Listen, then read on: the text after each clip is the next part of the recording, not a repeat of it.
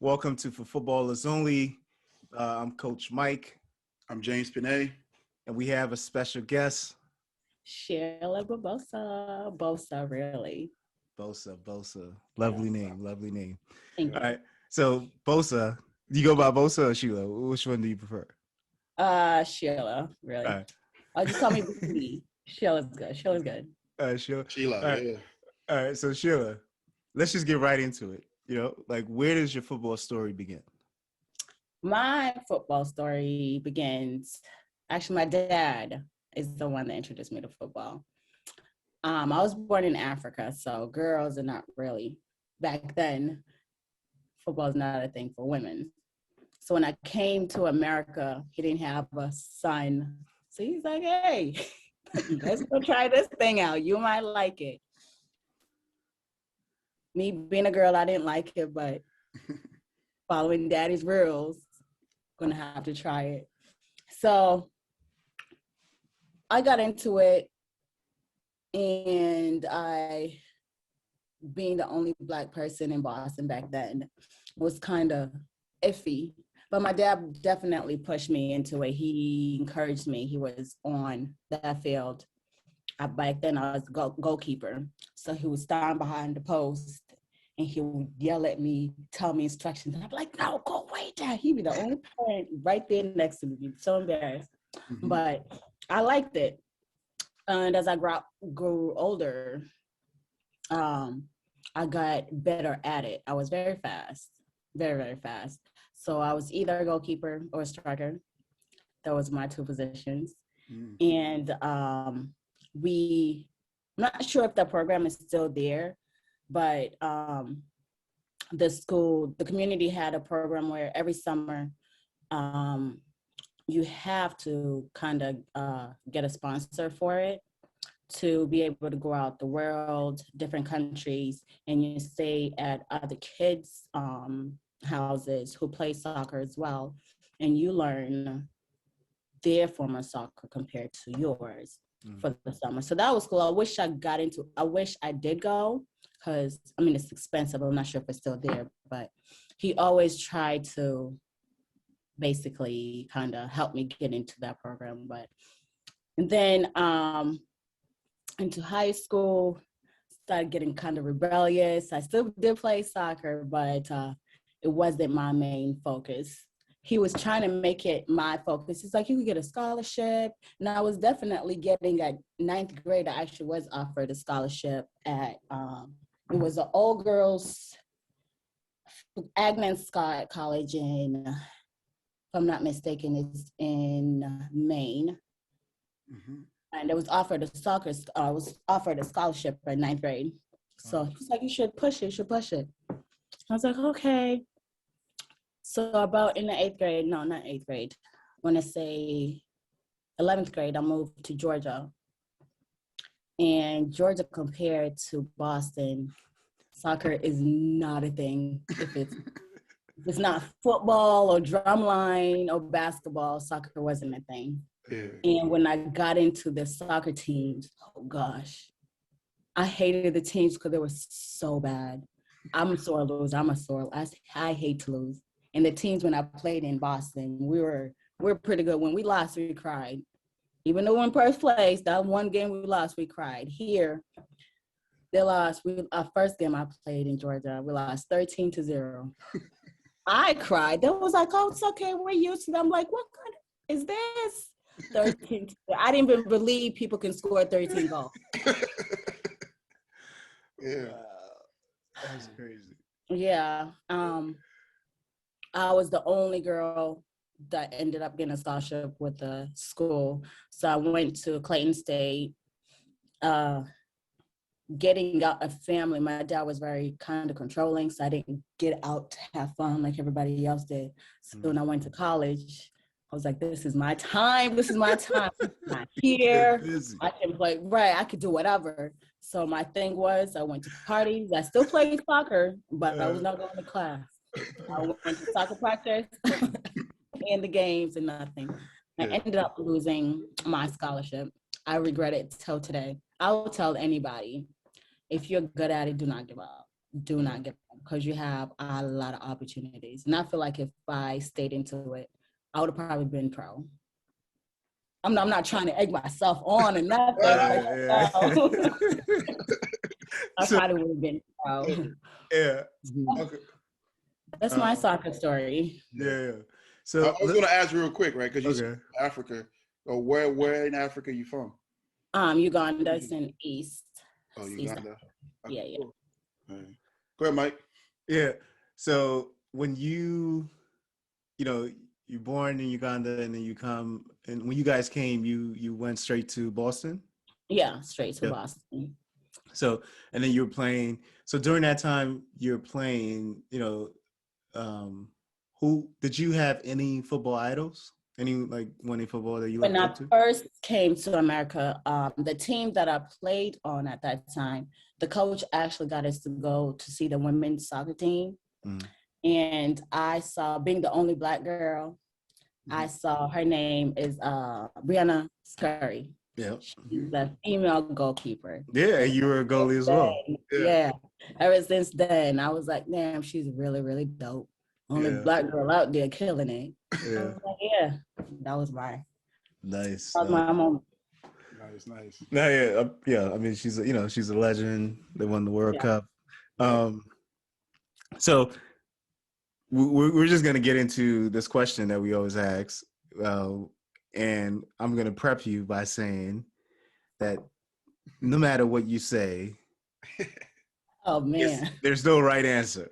All right, like there's no okay. It's not that there's no right answer. There's no answer that everybody is gonna agree with, right? So if you do you have a lot of football friends currently? Currently, outside of family, outside of your family, a few. Okay, yeah. So your football friends are gonna get at you based on what you say. Just FYI. Once you share this with them, or they see this, etc. All right. So the question is this: who is in your top 11 greatest football players of all time? Top 11. Yeah, and this is your list. This is your in any order too. Yeah, and so they don't have to be all for instance, I mean, you could if your interest is solely on goalies, it could be all 11 goalies, for instance, right? Or you could do 11 forwards, or you can mix it, or whatever, but it's 11. I'm gonna help you as your accountant. I'm gonna help you, to show you to make sure. Being a female, me and him is gonna be up there with me.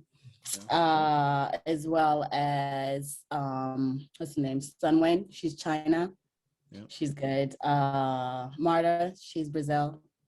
Yeah. And then I like Kobe Jones, USA. Don't judge me. Landon Donovan. Pele, he's on there. Pepe as well.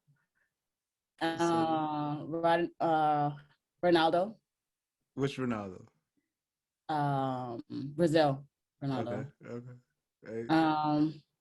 Messi, Argentina. No. Pope. Eddie? USA. Yeah, Eddie Pope. Wow. Don't judge. Yes. Oh, they very. Yeah, she was in Boston for real. I know. I was a USA fan. You was in Boston. Yeah, one more. Dang.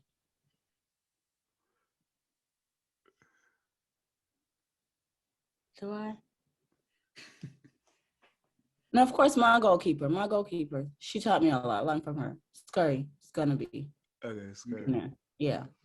Wow, that's a dope list. Because you mixed it with women legends as well as men legends, and in particular, you definitely rep America, the American national team. First, heavy. You know what I mean? Like, you're the first person that ever said Kobe Jones. Like, really?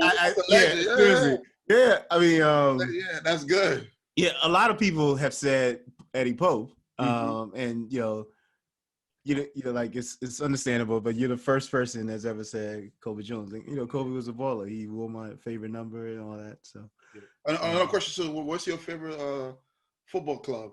or team? It could be a country or a club. What's your favorite club? Country-wise, I'm going to stick with, I know I picked USA, but it's Brazil. And then club-wise, I'm going for Manchester United. Don't judge. That's fine. You didn't say Arsenal. So that's cool. You're good. You're good. You're good. Yeah, you said Man U, but you didn't name any Man U legends. No, I didn't name one. I wasn't. Were they playing at that time? When I watched soccer was back in 1999, the 2000s. Nowadays, it's every now I'm watching. If it's not the World Cup.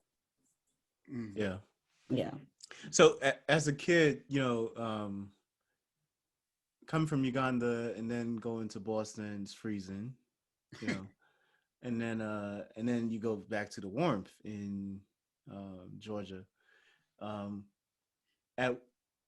But you stay, you stay playing the game even though it was freezing. So at what point when you came, had you already made up your mind, like, I really like this game and this is for me, and and I'm going to continue?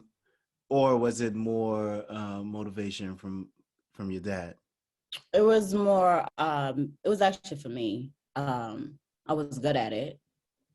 And I like to show off every now and then. So the hype of the game was the thing that did it for me.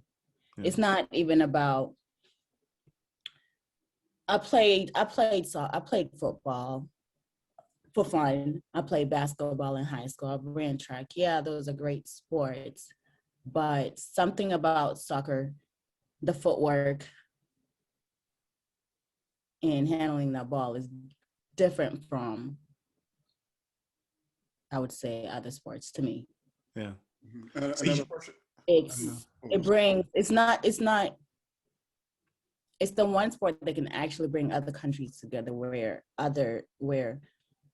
when I went to college, my whole team, we literally had one American girl and everybody else was from a different country. Now, in other sports, it's mostly Americans and you can't really relate. Yeah. But if you're from a different country, you can definitely relate when it comes to soccer. Yeah. So I was going to add on that, right? So when you moved from Uganda and then you went to Boston and then Georgia, did you notice any, especially as a kid, do you notice any difference, like the passion-wise, how people focus in Uganda and how people focus in Boston or any difference? I mean, Uganda-wise, Africa as a whole continent, we're some ball hoggers. That's the one thing that fucks up the game of soccer for the African countries. If we all came together and we played as a team, each country would have been, I feel like Africa would have been had some good World Cups if they played as a team and not ball hoggers. And as well, have good physical therapists. Having good people to help you recover goes a long way. Rich African countries. I mean, probably now they're coming up, but back then, no. But when it comes to what you were talking about, in Boston, every Saturday you go out and every single field is filled with some kids playing soccer every day. Here, the fields are filled with football players. There's some, if you want to, people who take soccer seriously, you'd have to go to private schools. That's one thing I noticed about the down south. Soccer is okay, but the private schools take it more seriously than the public schools. Whereas up north, both public and private are competing on kind of the same level. Okay. Yeah. So you just brought up the piece about like the difference in the game back home, right? So you said, one, the teams have a lot of individual players, right? Mm-hmm. And they're not playing as a team. And then two, so I'm taking it these are your what you were saying, these are issues with the game back home, right? So one is the individual player not playing as a team or committing to the country as a whole. And then two, the lack of, you said physical therapy, but I think, when what you're mentioning is just like a holistic, like just taking care of the body and nutrition and all that, right? Right. Okay. So with that, that's not something most people even notice or comes to mind. So especially that latter part, is this a world that you're currently in? And what are you currently, or what world are you currently in as it pertains to football? Football, I'm in the physical therapy world and on the fitness conditioning world. So growing up, I mean, in Boston, we had a conditioning team. Like after the games, we had someone out there to stretch us out, help us stretch and all of that. Where when I came to Georgia, after the game, you get on the bus and you go home. Mm-hmm. Same thing, and I feel like in the African communities, we don't have that person who knows the body inside and out, how the muscles work, what to do when you're done with the game, or even eating wise, what to put in your body, because we're literally just eating our home food. You might not even know that adding some more protein may help the body. So having that person to tell you what to put in your body, on how to fix your body, how to take care of your body, goes a long way for any athlete. Yeah. So, okay. So currently you're a physical therapist? I'm going to school for physical therapy, but I'm a fitness instructor. Okay. So you're a fitness instructor, but long term, you envision yourself serving as a physical therapist. Mm-hmm. Well, and you currently, you say you're already in school as a physical. Yes. Yeah. Yes, Okay. that's my goal to actually, once I get my degree, I want to open up my own physical therapy program in our community, the Black community, the African communities, because we don't have anybody to take care of us. Yeah. Okay. Give me your top 3 from what you now know, right? From what you currently know, top 3 either strategies or approaches to better health vis-a-vis either fitness or physical therapy. Top 3 choices. Putting in some form of exercise. It doesn't have to be every week. 3 times a week is better than nothing. It doesn't have to be an hour, 20 minutes, even 5 minutes. You could do some form of exercise in 5 minutes and you still get the exercise you need. What you input in your body goes a long way as well. You do not, I've seen all these protein powders. People are trying to sell all these, come take this stuff and it'll help you. And I have tried them. It hasn't worked for me. So I'd rather stick with the natural fruits. Every now and then, if I'm going to use protein, I might use natural proteins. If I go to a GNC, I ask them for natural. It has to be plant-based when I say natural, plant-based. You'd rather have plant-based than something that's processed for your body. Having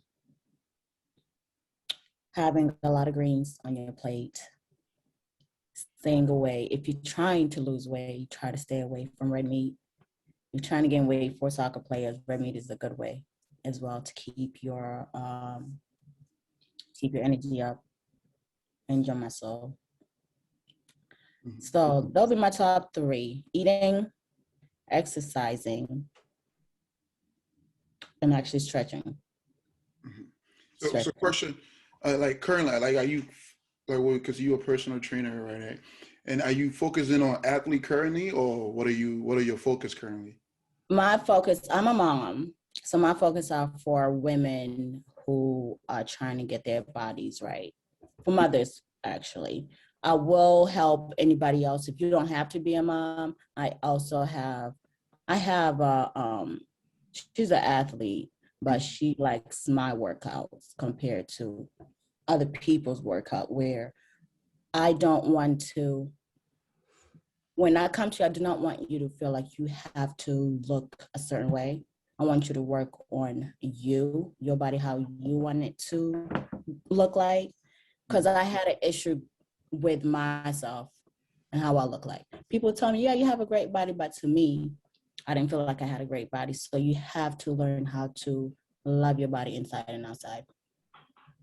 So when I tell my clients, when I approach my clients, we do Zoom classes, could do a one-on-one where you don't have to be with everybody, or we could do a group class. And those are my options. Because some people like me, I'm very private. I don't like to be around too many people working out. So most of my clients are the same way with me. Cool. You, you just mentioned something that just came to mind, which is, you mentioned you pretty much like having some concerns about your body, right?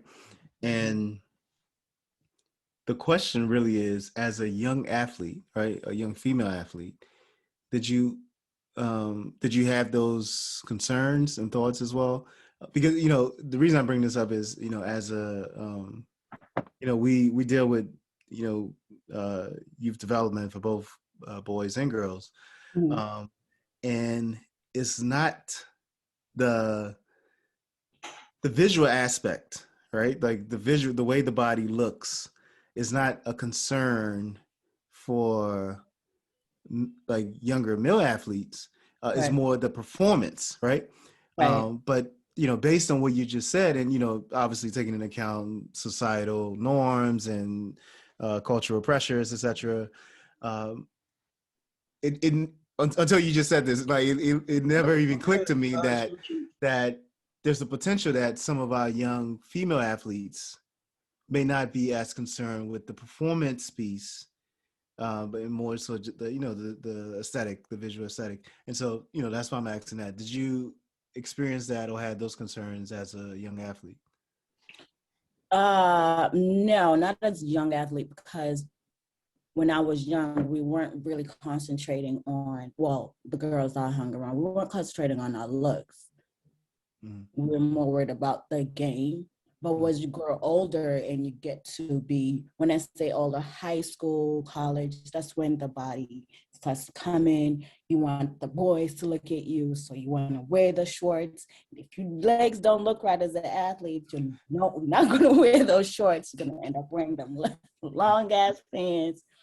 And yeah. So as you get older, it does, but not as younger, because you're not really worried about your body. Okay. Once your high school year, those college years, that's when those feelings started popping in my head. Yeah. Okay. So like I want to go back to that, because you said when you went from Boston, where a lot of people had interest in football, right? And you really like the culture there.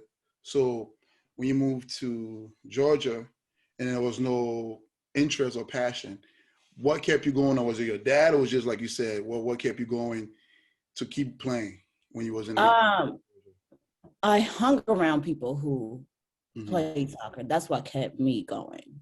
Okay. Hanging around people that played the sport. Okay. So when I left college, when I got into the college life and I was free, that's when the game was like, yeah, it's still there. I'll come and practice and whatnot. But you have to forget that. I forgot that the game got me here, and I have to have an education to keep this game. I can't just play it. Yeah. And I just, threw that away. Cool. Yeah. Do you mentioned obviously born and bred in Uganda early. Do you have any aspirations or interest in taking your knowledge, expertise as it pertains to fitness and physical therapy back to the continent? Oh, yes, that is my goal, to introduce. If everything works out, I have a lot of dreams I want to open up a soccer clubs, young kids soccer clubs. Like, you know how they have them in the States, they have different cities, all the cities play. I want to open that up in our African countries. Because if I feel like if we open it up for the girls and the boys, it doesn't, we'll go a long way in the soccer community. Because soccer is not introduced for girls back home. Yeah. I mean, I think it's changing, like, well, I don't know. When was the last time you were back home? Oh gosh, it's been a minute. And we're gonna speak on it. You don't even have to say it. Yeah. So when you say it's been a minute, more than 10 years? More than 10 years. Okay. So, well, the reason I'm saying that is there's been an international push to get more women and in particular younger girls involved in athletics. Period. Right, across the spectrum, not just football, and in countries where football is the dominant sport, in pretty much throughout the continent. And Asia, etc. There's also been a national push, local push, etc. So now they're usually, I mean, it's not 1-to-1, right? So if there's 20 clubs that are providing development for boys, there may be like 5 or 7 that are providing development opportunities for girls as well. And so so there is opportunity, on the continent definitely is picking up, but it's not where it needs to be.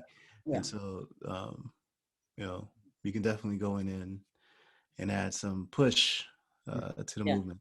So question again, especially just to stick on that base, especially being a young Black woman and then a girl as well, especially growing up, like what's one of the difficulty you went through just to play soccer? Just being a young girl and then being a minority. As a young girl, I didn't have an issue, to be honest. Mm-hmm. But as a minority, if you're not good, let me not even say if you're not good.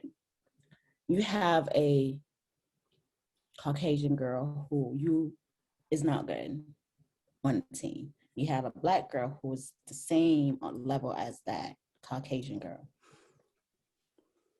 They will not look at that Caucasian girl as a horrible soccer player. Well, they'll look at it as a Black girl as a horrible soccer player. When I say that is, I only got picked because of my speed and my skills. I'm sorry, but go ahead.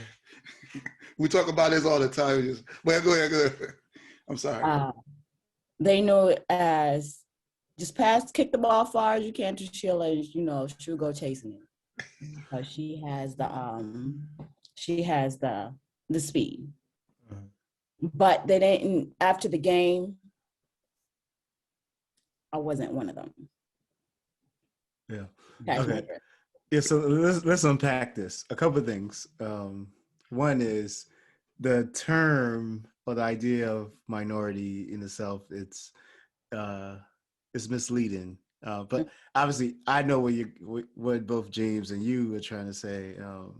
But yeah, so that's the first thing, that term, right? Okay. So then the second thing is when you say, so you were on teams that you were pretty much one of few Black players, right? Or maybe the only Black player? That was the town that I stayed in. Literally, we didn't have that many Black people. In elementary school, there was only 2 Black people in the whole school, me and this other boy. So when we played games, might have been the only Black person playing soccer on that team. Yeah. So, and the coaching and leadership staff were all non-Black, and I mean, this is in Boston, so they're probably white, right? Like Irish. Okay. Yeah.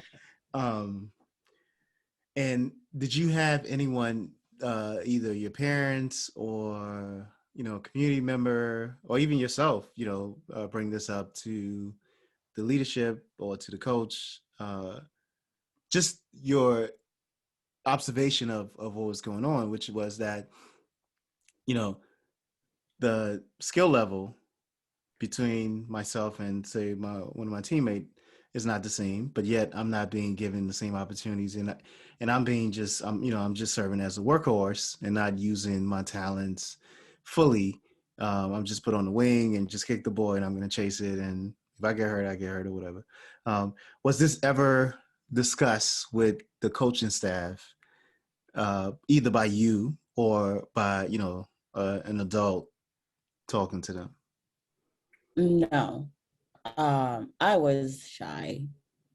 Coming from Africa, we're so taught to can't speak back. You're not allowed to have an opinion, really, back then. So I didn't really have the balls to say something. And then my father wasn't always at the game, so he wasn't seeing what I saw all the time. So when he was at the games, he was next to me, so he can't really hear what they're talking about, what they're saying, because he's behind them that yelling at me what to do. Yeah. So, okay. And the reason James was laughing is because this comes up. I mean, it's like it's a joke, really. Like it's a sad joke, but it is a reality that everyone knows and discuss, etc. Right? Like, you see a team, there's one or two black guys or girls on it, and their role is essentially, serving as the workhorse, running up and down, and those kind of things. So, given that you had that experience, interestingly, I've never had that experience. And I'm not sure why I didn't have that experience.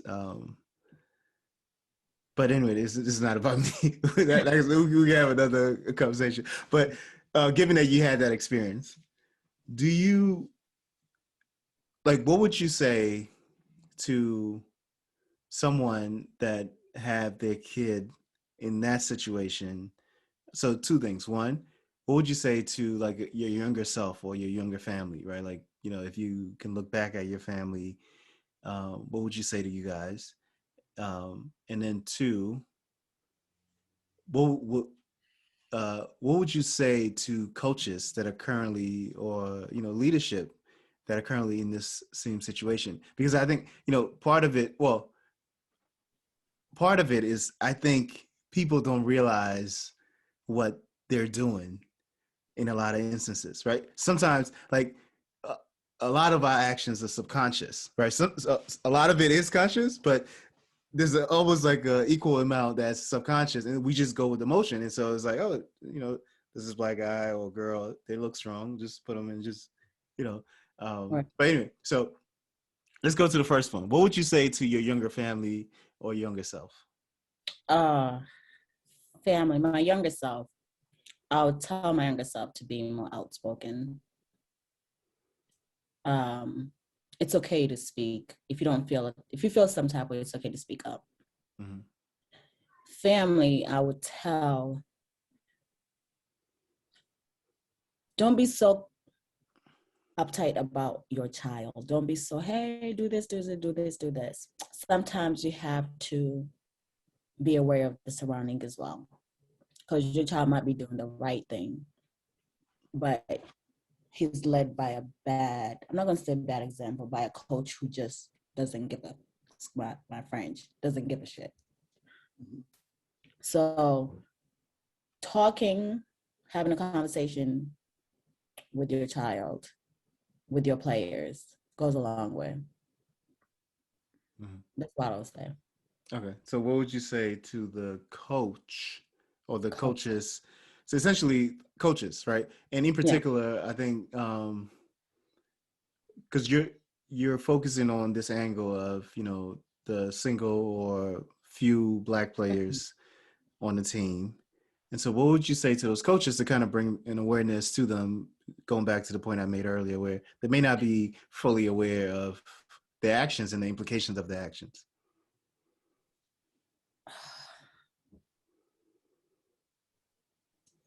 Let me say this. I feel like some people are aware of their actions. I had my soccer coach in college. He was an African coach. He made time for his players. When I say time, he would sit down with all of us one by one and ask us about our day.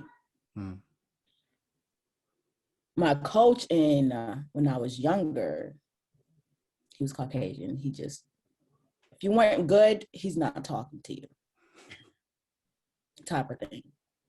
So I just feel like I feel like they do know what they're doing.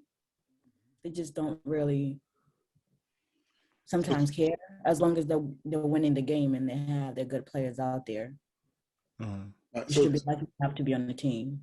To add on that, right? So we had this discussion before, especially like the development part of football in the U.S. Most coaches or organizations focus on winning, right? They don't focus on the developing part. So do you think that may have played a part in your situation where that coach, since you was one of the fastest person on the field, he was just trying to win. He's like, oh man, whatever it takes, right? I mean, do you think that had played that part as well? Yes, I feel like it would have if he saw. Speed has something to do with it, but as well, you have to have some footwork. You don't have footwork, you're just going to be kicking the ball everywhere and whatnot. So if he kind of saw my cons on the game of soccer and just not my pros, I would have probably been some beastie ass little girl. But he only concentrated on the good players. Yeah. So, okay. I mean, this is good. So what it sounds like is not that is a product of not really knowing the game. Right. And then there's the racial undertones that come about because you don't really know the game and you're trying to figure out a way to win. And so you're like, okay, well, this person's supposed to be they're type, they're fast and strong, etc. So let me just use them in that role. But if because I think you said you're in college, your coach was African, someone who innately knew the game, etc. And they, even in college, he was working on developing the players both on the field and off the field, etc. And so I think, and I agree. This is what I'm saying. Like, I think that's what happens a lot, right? Up in the game, there are a lot of folks who, especially in the youth game, there's a lot of folks who acquire the various certifications to take on the role, but are not passionate enough to the point that they truly study it, to a point they understand the nuance of the game. Because if you did, then you would know there's even someone that's currently fast but don't have, like you said, the foot skills.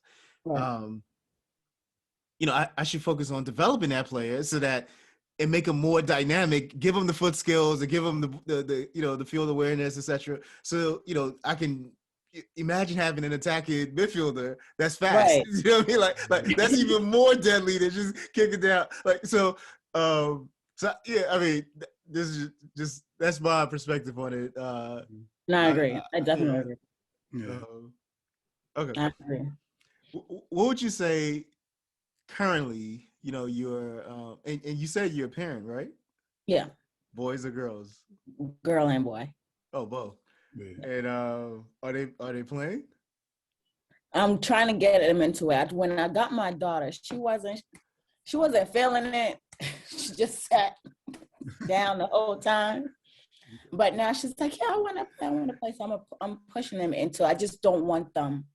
I don't want to do what my dad did to me. I don't want to push them to where you're going to have to play this game. You go into the game, and I sat behind the goalkeeper and say, you better watch that ball. I don't want to do that. Okay. So, how old is the girl the oldest? Yeah, she's the oldest. She's 8. And the boy is what? 6. Okay. Yeah, I mean, that's, So you saying the girl is interested now? Like now she Now wants she's to do it. interested now. Yeah. And what's your approach to getting her into it? Are you doing like, your own thing with them first, or you just trying to just hand them off to someone else? I'm gonna hand them off to somebody because I know how I teach, and my teaching patience with kids is not there. But they're your kids. Oh, so you're gonna be just like your dad, is what you're saying, right? You're gonna be just like your dad. Pass it all. Oh man, that's crazy. Yeah. Oh wow. Okay, well, so you're gonna get them in. That's good. That's good. I mean, I guess I want them to understand the sport, and I'm not a good explainer, so I'd rather have someone who. I'm not saying I'm not passionate, but they'll be more passionate in saying what they have to say, because I wouldn't know what the hell to say or how to start it. Yeah. So I have to give it to somebody who knows, who's passionate, who's willing to be patient, because you have to have patience as well with people. Yeah. I mean, that's it actually all comes full circle, right? So the thing with youth development in anything, and we understand this in other aspects of life, from education, language acquisition, even developing motor skills like walking, etc. We understand that it's a long game, meaning that it's not something that you just start today and then tomorrow you're master at it, right? It requires immersion, and what I was thinking about is like, imagine if when a kid starts walking, how the kid is crawling or they fall, or whatever it is. Imagine if we just like, well, you can't do it, so just stop. You know how crazy that is? But that's what a lot of so-called, coaches do, right? Because it's like, the kid is 11 or 12 or 13 or whatever, and they can't turn with the ball yet. And it's just like, you know what? We're just gonna put you in the wing and just run. Exactly. You're just gonna be on that. That's crazy. And so I think that's a core element in development, is understanding that this is a long game, right? Like we have time. And let's use this time wisely, and immerse these kids, and really make them help them go as far as they want to go. The question. I have a question too. I have a question, right? Let's say if your son or your daughter, when they get to they start playing, they get really good at it, and then they get a call on either the Uganda national team or the U.S. national team. What country? I know the answer to this. I mean, do you? I think so. Yeah, I think you go with the U.S. national team. No, hell no. Really? Wow. Well, after all that U.S. players, I know, right? Hey. No. What? No. Wow. I mean, to be honest, their father is Jamaican, but I feel like they'll go on their father's. Oh, Jamaica. They'll play the Jamaican national team. Yeah. Oh, yeah. Okay, Jamaica. Yes. Okay. Yeah, I mean, they got the Jamaican and Ugandan mix. Yeah. That's potential. Potential ballers right there. Yes. You guys need to move. You need to move up north to DC, to the DMV area, so we can potential ballers. We can sprinkle some some development magic on them. Yeah.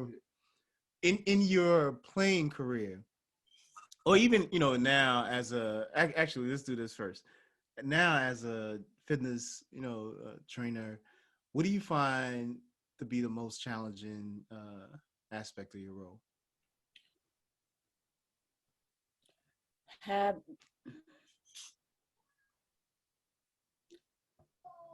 Having your clients keep the motivation. Motivation dies kind of quickly if you're repeating something over and over again. To me, I don't mind it, but to them, they're just doing it so that they can look right. So it's not. I don't think they're doing it out of the kindness of their heart. They're just doing it for the look. You know what I mean? So keeping the motivation eventually is going to die down because that's not your passion. So having them motivated is the hardest thing, especially for people who have never worked out ever, even in their younger days. Yeah. Mm-hmm. And how do you go about, getting them motivated or maintaining the motivation? Maintain the motivation. I didn't tell you guys this, but I was in the military, and when things got hard, they always told us it's mind over matter. It took me a while to understand that because I thought I was gonna die with everything we did. I thought I was gonna die. Thought I was gonna die. But it is really mind over matter, even when it comes to exercising. Um, so my saying is, especially for the females, I don't want you to think about the pain. I want you to think about how your body's gonna look like. So while you're working out, we're gonna feel, if you're working the abs, we're gonna say things, sexy stomach, sexy stomach. That's what I told my girls, sexy legs, sexy arms. If you give them that, oh, I'm gonna look good type of thing, after I'm done working out, that keeps them going. And music. Nice, nice. so it sounds like you guys have mantras that you repeat to work through the We pain. work through Pain, it. right? The reason I'm asking is because I'm trying to find a way. We're always our audience is wide ranging, but a lot of it is coaches, right? And so, and coaches working with youth, and so I mean, as you can imagine, as a young player as well, you're constantly breaking through barriers, or perceived barriers that you feel like, be it your endurance level, your skill. I mean, the thing we're talking about, right? Before you can only you can only kick the ball this hard. You can only juggle the 10, right? How do you break through, to get there? So it sounds like, the idea of like coming up with a mantra. Yeah. It won't be sexy abs or sexy legs, Right. but It's just getting but them. something, but Be like something, Messi. Be like yeah, Messi or something. yeah, be like Messi or be like, Or You Ronaldo. have to. You have to. What I would say is, depending on who your target is, yeah, it might be male. So think about something that you know that they're gonna like after doing what you guys are about to do. mm-hmm. Yeah, no, that's First, good. think about your target audience. If it's kids, so you have to think about something that they can relate to. Like, okay, I see what you're talking about. I can relate to that. I could do it. I could do it. Thank you for motivating me. Yeah. Whereas you could just say something like, yeah, I hear you. It sounds good, but I'm not feeling you. Mm-hmm. So you have to make them feel it. Yeah. I want to touch back on how you said when the lack of motivation, right? Especially in football. So I was talking to a good friend of mine, Mike, his name is Mohan, and we was talking about Liverpool, right? And it was, oh man, how come Liverpool's terrible, doing bad this year? And then Mohan says, because the information, because these players are professionals, right? But the information that is like, it's boring to them anymore. They want something different, right? So I really, when you touch on that part of where, motivation can ease up easily from for you, for giving your clients, or from us developing kids, you just got to mix it around. So I really like that part of it. Yeah. Yeah. I also do think Mohan's trying to take a shot at Club though. He's just trying to say, he's like, oh, Club is boring, but that's another story. He didn't say that. Yeah, see, I know. Okay, so Sheila, what would you say is your most memorable moment as a footballer? I'm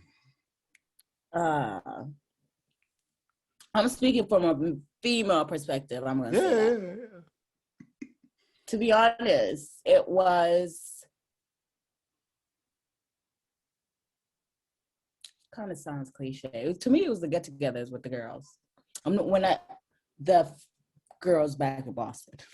I was close with the girls in Georgia, but the girls in Boston, we had a different type of bond. We were all sore losers. And yes, they were kind of racist a little bit, but when we came to the game, we kind of pushed each other. The coach did some parts, but we as players, we pushed ourselves. If one person was bad, the whole team's bad. That's how we thought. So to me, my enjoy was just the teamwork that we did, because it brought us long ways. It brought us a long way. We Are won a you lot with that. are you still in touch with any of your former teammates? Yeah. About 5 of them. Wow. Yeah. That's good. Wow. Yeah, that is good. That's good. Especially this is because you went to high school, you left for high school to I go to left behind. Georgia. Mm-hmm. Wow. That's a good bond. Yeah, yeah. Yeah. No, that's I mean that that's another aspect of sports that we haven't really touched on, but it's the this bond that you develop at a young age with Mm-hmm. teammates, and it can have a lifelong impact. Um, I mean, just like we had a guest on here, Keith Tucker Sr. He said, "Football is life." You know yeah, what I mean? So Yeah, that's what it is. It's life. yeah. it Definitely. is. Okay, so you're currently how much longer do you have on your physical therapy training? I am actually waiting to get into the program. I'm on the waiting list. So once I get into the program, it's just another year. Nice. No, finito. Yeah. So when you get done, let's say, what is your ultimate goal as you know, I mean, I don't even know what the role is, because it may not necessarily, you don't view, you may not view yourself as a physical therapist or a fitness instructor. It may be like, I don't know, a body engineer or something. Um, but what is the ultimate goal? My ultimate goal is to have my own building Mhm. for physical therapy and fitness in one. Nice. And based in Georgia or just I'm gonna start globally? out in Georgia, but to be honest, I want to take it home. Mhm. That's my number one. I want to take it home, but of course you have to start somewhere. So it's going to start in Georgia. Okay. That is good. Yeah. What do you, as a instructor currently? Actually, before we even get into this question, what drew you to physical therapy? Playing sports. Okay. Well, And just dealing with injuries and rehab. yes. My father, you know how Africans are. You have to be a nurse, and I'm not with the nurse thing, with the blood thing. So the best thing was physical therapy, So you had to do something in medicine, Yeah. medicine. Yeah. and That's something you got injuries. closer. Yeah. I'd rather learn how to fix myself, how to walk, than bandage myself up right now. I'm not good with blood. Yeah. and does your dad approve of this? Like, is he like, yeah?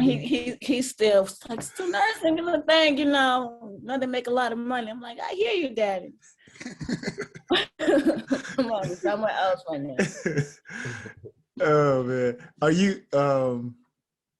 Did you say you had siblings? Are you the youngest, oldest? No, I only have one sibling, 21 years apart. Yeah. How long? 21 years Ooh, apart. that's different. It was different, right? Older or younger? The oldest. Oh, 21 years. Yeah. that's different. Wow, Wow. that is different. Same birthday and everything too. Funny. Same Whoa. same birthday. Yeah. Yeah. Same birthday month. It's just different years. Hold on. I was playing. This is a whole I nother. was playing. Yeah, I mean, that's God's plan. That's beyond, like, what I mean? Like, that was, wow. Oh, That's impressive. I mean, yeah. yeah. Like, It that was just took me. working all right. Yeah. Said, I'm not giving up. Wow. Are you guys close, tight? Do they play? We're different. Okay. I was a tomboy. She's more of a calm, girly girl. Okay. Yeah. But she's tall. So she's into more volleyball than Football. soccer. But her father is a soccer fan. He's a soccer fan. Okay. Wow. So yeah, you know how the opposite, right? In your case, I mean, in your sister case, your father, I mean, or her father was a soccer fan. Did your mom was your mom a soccer fan, or is your mom a soccer fan? No. I don't think too many African women are soccer fans. I Really? mean, the daddy, the moms. My mom is not a soccer. I mean, she would sit there with the husband and watch it, but she Yeah. ain't like, oh, I know who that is. Yeah. Type of thing. No, yeah. I mean, like on the Listen, West, my mom knew it. yeah. Really? On the West, yeah. On the West, It's not it's a. the It's not a. whole everybody. Like on the West, of the continent is fully embedded In the game. in the like in the culture. Like Yes. everyone from the grand aunts, like, and so I have this joke about this actually, which is that I rather listen to like a grandmother from Jamaica or England or Nigeria, whatever, talk to me about the game than somebody who just got a certificate or some license or whatever it is Yeah. here or whatever it is. Yeah, Because like the understanding is there. they really know it. Like, and they started as like little kids watching their uncle or grand, whatever it is. Mhm. And it's obviously it's on the media, so it's I mean that's actually strange that you're the first person who said that. Yeah, certainly. Really? Yeah, Yeah, because not the women on my side. They're not into the game unless if it's our country. If it's gonna playing, of course they're gonna be into it. But the yeah, game itself, they know it, but they're not gonna sit there and watch it. yeah, I mean, I think what I can say, I think maybe back then, maybe like Michael said, the culture is there, the passion is there. Maybe the women I know, especially back home, they didn't have the opportunity to play, but Mm-hmm. they know when the national team is playing. They know when Chelsea is playing. They know when they Man know U and what Liverpool is Oh, playing. that's That they I'll know tell you that for sure. they know when a baller, totally like different. Yeah. I'm remembering like sitting and watching a World Cup game with my mom and her, like, it was a game. It was Brazil and Nigeria, and Brazil had like it was like 5-0, whatever it is, and I think Kanu scored. It's like she was so she was like it was such an emotional moment for her. Like she was like, please, at least we get one back. You know what I mean? Like a baller would. You know what I mean? Like and her, and other women would talk about it, etc. So like, no, it was like the women, everybody knew. I mean, like it's like That's crazy. yeah. No, Wow. they ain't about it. Yeah. Okay. So the question I was like, got off on a tangent, but the question I was gonna ask you is, what do you, as a fitness instructor, what do you currently do differently than other fitness instructors? What do I do different? Mm-hmm. I am not a pusher. I've had fitness instructors where they just trying to literally just get your money. You do not see results, or they don't talk about it. They don't ask you, oh, hey, do you see results and whatnot? And I've seen that with other instruction. They don't get to know you as a person. So with me, I'm actually close with most of my clients, well, all of them. So I'd say if they do not come, I don't try to be like, hey, hope everything is okay. I'm not trying to get in their business. And then I'll work with you. I will work with you. Most people don't want to work. If you do not pay up front, they won't work with you. And then on top of that, people don't think about what others, like for me, I think about, I'm a mom. I know there are other moms out there who are single, who do not have the funds to be able to pay for fitness instructor. So I sat there when I made my prices. I sat there, what price would work for me? If I wanted someone to teach, instruct me in work, what price would work for me, and how much would I pay? So I feel I think about prices as well. People be like, yeah, it's cheap. You sound very cheap, and I was like, yes, cheap, but my clients keep coming back, and they love the price. Mm-hmm. It's all about keeping your clients coming back. Yeah. Yeah. It sounds like what you just said. almost sounds like what you wish your high school football coach would have been like, like actually listening to you guys, working with you guys, Right. and not just having a transactional relationship, like not just say, oh, you're fast, so do this. If you don't do it, then I don't want to deal with you. And so it sounds like that coach actually had an impact on your life. Mm-hmm. Even though you didn't want him, like you didn't want him to, but it's still, that's just how it is, like coaches have lifetime impacts on their And then students. you have to even think about maybe it's just me. Your client coming to you to work on might be their way of just having a breather. Mm-hmm. They might not have someone, what's the word? They want to open up to us in some situations, and you're there. If you're very open-hearted, be real with yourself, there shouldn't be no problem why any person can come up to you and be open and tell you the problem. Yeah. Where do you see, I know you haven't, do you currently play football? Soccer. Football. I'm training. We're in the training session to get back on my feet. Okay. Yeah. No, I mean, just like pick up or, or the co-ed team. No, I mean, in Georgia, wasn't a thing if I didn't know anybody to pick up and play, unless you were in the community. And then, of course, the males, I don't know why males don't want some females to play. Have you question? So when was the last time you played? Yeah, have you gone to a pickup, like an all-male pickup? The last time I went to a pickup, to be honest, it's been a while. It was before I had kids, like 2007. And it was with some Mexicans. They let me play, and we was like, man, we had a great This time. is in Georgia, or did they put you in goalie? Did they put you in goalie? No. No, it's pickup. I mean, how do you play? There you go. That was a striker. Nice. Yeah. Okay. I mean, okay. So you haven't played in a while, but you're getting back. You're getting back into it. You're gonna get busy.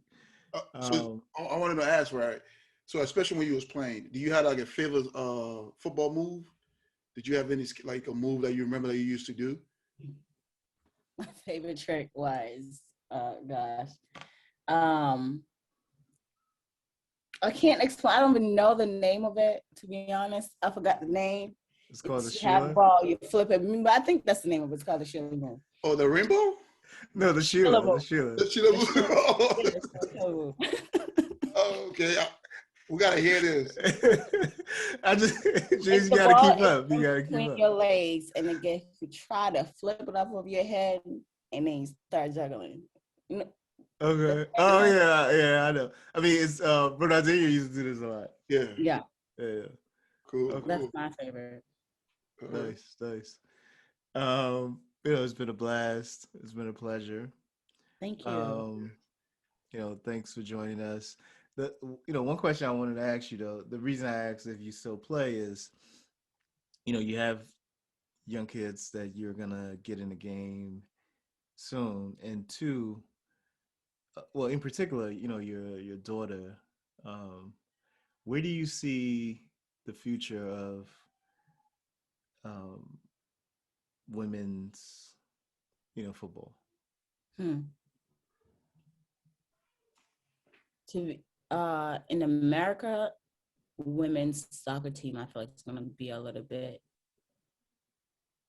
Women are going to have more advantage than the males, because the women, to me, are doing better. They actually want to. They're pushing themselves to show that women are doing something. I'm talking about the women's soccer play, the USA. They're pushing themselves to show that women are untouchable as well, even better than some males. So we're getting up there.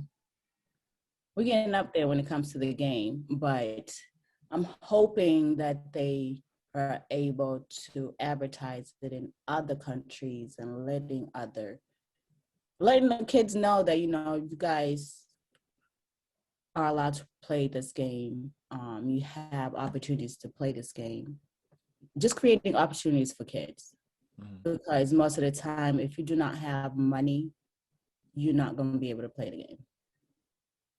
So creating opportunities for unfortunate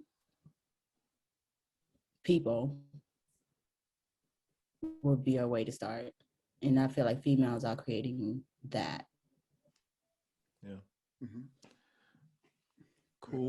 Cool. Like I said, it's been a pleasure. Yes. And Having say that again? Thank you for having me. Thanks. Yeah. How can folks get in touch with you? Do you have any social media handles? Yes, I do. You can reach me on Instagram, B_fit beautiful. I also have a website if you want to tap in with my workouts. It's called befitbeautiful.com. All my information is on there. And of course, my Facebook as well. Look me up, my first Sheila, last name, 2 B's in there, BBOSA. Okay. Yeah. Nice. Awesome. Thank you for your time, man. This was awesome. Thank you for having me. It was dope. Yeah, we learned so much today. Y'all taught me something too. Yes. All right. Thanks a lot. Thank you.